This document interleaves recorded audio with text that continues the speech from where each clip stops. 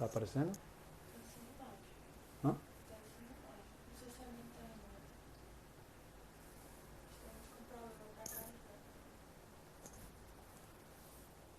Olá, gente.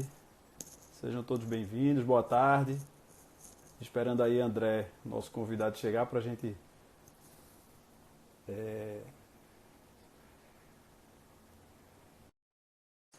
começar. Tá aí, aceitou, tá conectando. Sejam todos bem-vindos. Obrigado aí pela presença de todos. Oi, André. Tudo bom? E aí, Hugo, tudo bom? Boa tarde, pessoal. Boa tarde.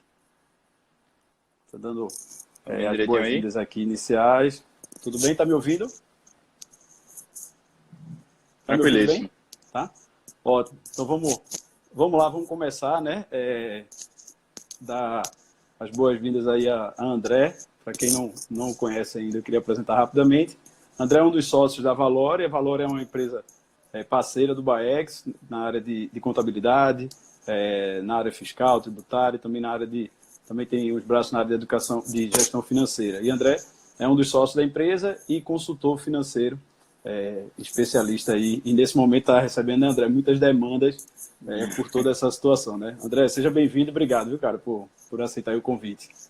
Pois é, não, eu que agradeço pelo espaço. É sempre bom ter um momento para conversar aí com o pessoal, porque eu acho que é um momento que a gente precisa se juntar mesmo para passar por essa crise, né? Então, é importante isso aí. Eu agradeço bastante. Ótimo, vamos lá então, né? A primeira pergunta é, nesse cenário aí todo que a gente tá passando, né? Então, um isolamento muito grande, todo mundo em casa, então diminuiu o movimento nas pequenas empresas, pequenos comércios, serviço, quantidade de vendas, de pedidos, de compra, então tudo vai se reduzindo e aí a receita das empresas começa a diminuir, né? E aí a gente começa a ter problema de fluxo de caixa. E aí esse problema, para gerir esse fluxo de caixa, é bem difícil porque aquele montante de obrigações mensais continua batendo a porta, apesar de hora vai, hora vem o governo dá uma determinação, volta atrás, etc. Enfim, tem as obrigações a serem cumpridas. E aí, como é que faz para, nesse momento de uma queda tão repentina, a gente poder sobreviver, a gente poder cuidar para não ter danos maiores na empresa? Então, quais são as orientações iniciais que você daria para os pequenos e médios empresários? Pois só para ratificar aí o que você comentou, a gente tem um escritório com vários clientes, certo? Então a gente está com uma experiência intensa agora aí com todas as realidades possíveis dentro de uma crise dessa. Então os empresários estão reagindo de forma diferente de acordo com a atividade que eles têm. Então tem muito empresário que foi muito afetado por isso, a ponto de realmente parar. Também tem muito empresário que não foi afetado, até certo ponto está com uma posição melhor, porque está tendo um movimento maior, porque o movimento ele tende a se concentrar em algumas empresas nesse momento, né?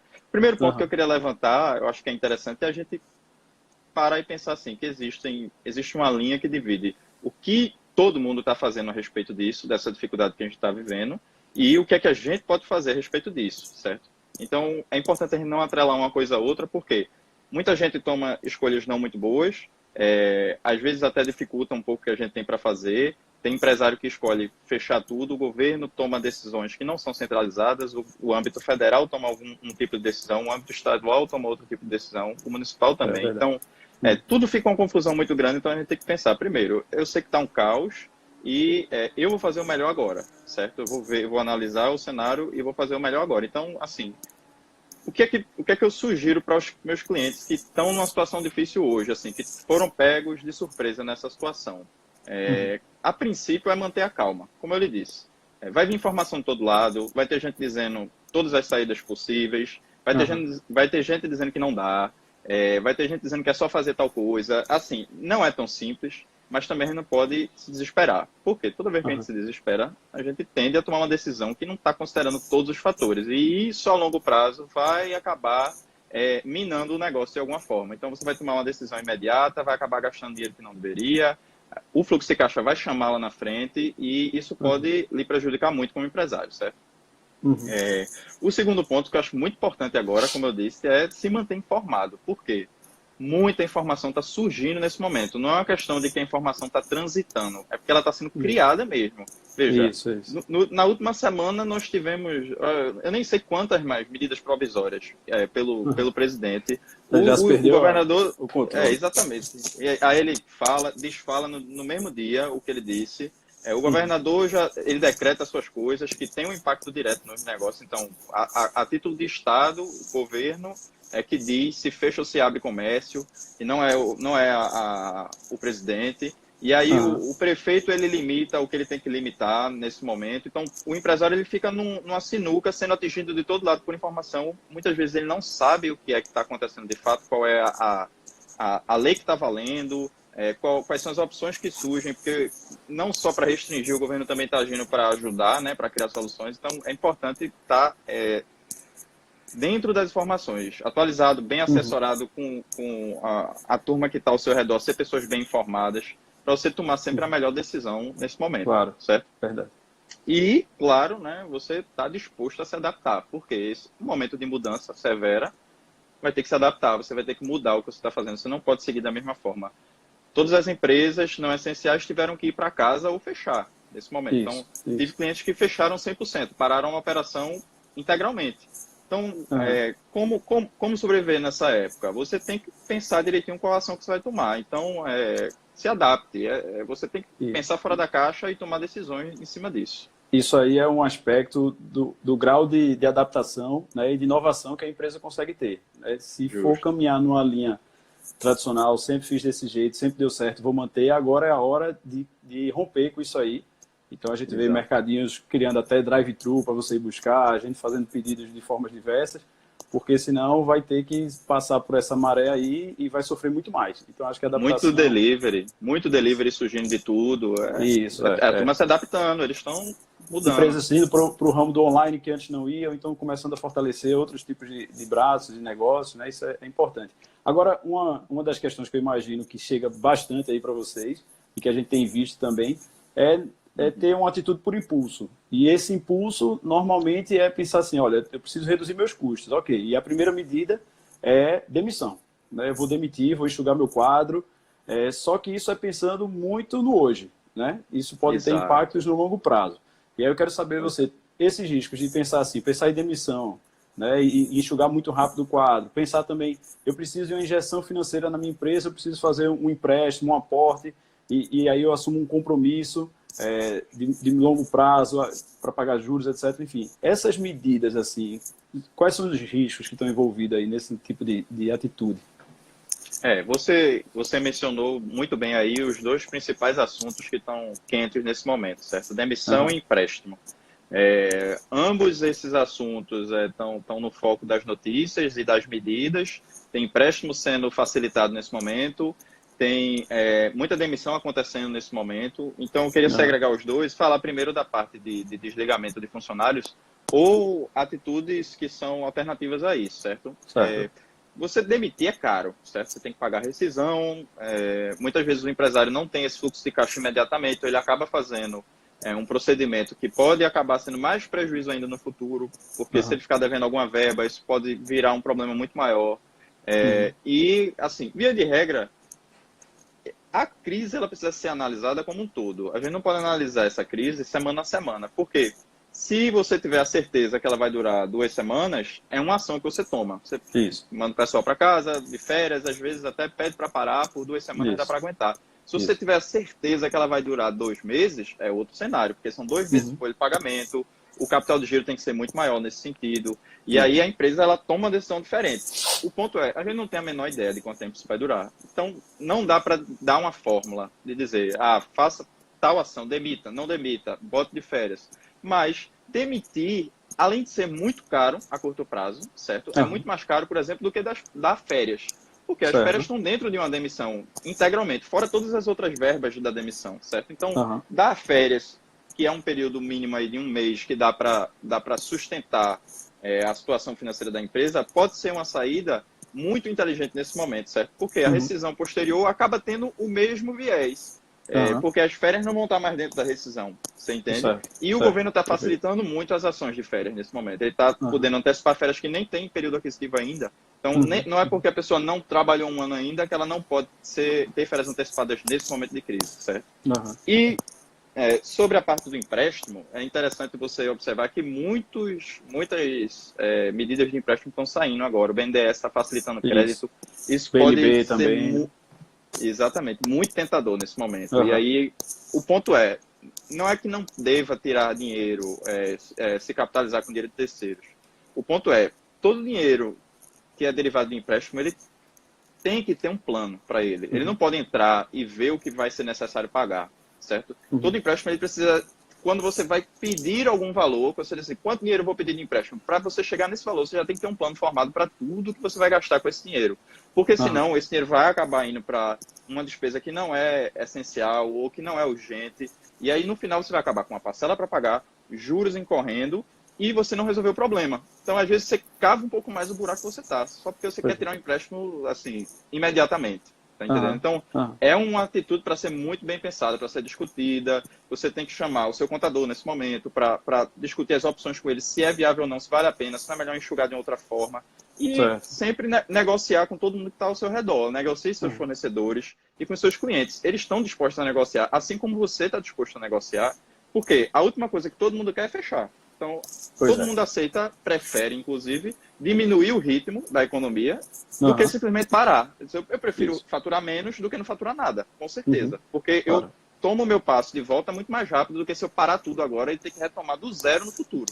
Claro, entendeu? claro, é verdade. E assim, eu acho que esse é um momento que o empresário precisa mais do que nunca ter um equilíbrio, né? Até um pouco mais de inteligência emocional nesse sentido, uma sobriedade para não tomar uma decisão precipitada, né? Então, fica aí essa reflexão para os empresários para não dar um passo errado, sem um chão muito firme, vamos dar um passo cada vez. Tem essa estratégia das férias, é muito interessante também a ser considerada. Eu queria fazer mais uma pergunta, queria aí agradecer a todos também que estão participando, se quiserem mandar uma pergunta aí para André, fiquem à vontade. André, a gente está no meio desse furacão ainda, né? Mas eu quero lhe perguntar se dá para a gente já tirar alguns aprendizados no meio disso tudo aí, né? Se tivesse dito antes, se eu pudesse me planejar antes, seria muito melhor. Claro que sim. Mas que aprendizados a gente pode já ter nesse momento, que a gente pode já tirar dessa fase toda que a gente está passando e que a gente possa, já com esses aprendizados, começar a colocar em prática e de repente, aí segurar o negócio ou até crescer, abrir novas frentes. O que é que você me diz em termos de aprendizados?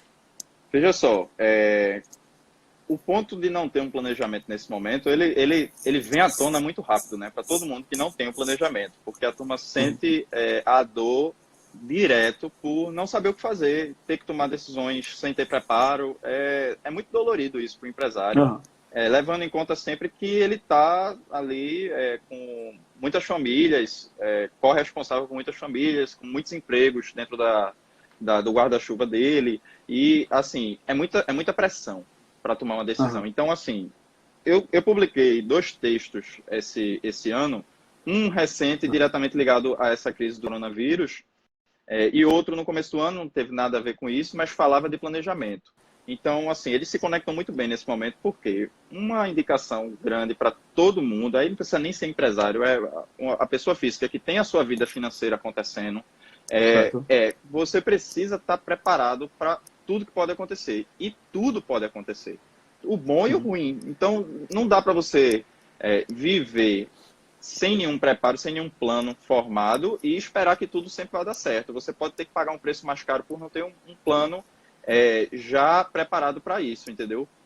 Eu acho o seguinte, ter um planejamento é a lição número 1 tirada disso. Porque todo mundo que não tem um planejamento está sofrendo. E que isso sirva para todos os próximos passos que a gente vai dar, certo? Você vê, toda empresa que tem um capital de giro, ela vai sobreviver a esse momento com muito mais facilidade. E aí, se você pensar que empresas vão quebrar, porque vai ter empresa que vai quebrar por causa disso. A situação é relativamente grave, certo? Então, essas empresas que se prepararam, elas vão sair com um certo benefício, porque vai diminuir concorrência, pelo menos a curto prazo. Então, veja o benefício que é você estar preparado. É você projetar no futuro todos os percalços que você vai ter. É literalmente você se preparar para o pior e esperar o melhor. Mas se o pior acontecer, você está preparado, certo? Então, eu queria focar nesse ponto de uma dica que é capital de giro. Capital de giro não é necessariamente para empresas apenas, é para pessoa física também. Por quê? Claro. Pode acontecer qualquer coisa, a renda de uma pessoa, de uma empresa, pode cessar por uma questão dessa que, assim, parecer distante, você pensar. Totalmente externa, né? Imprevisível, né?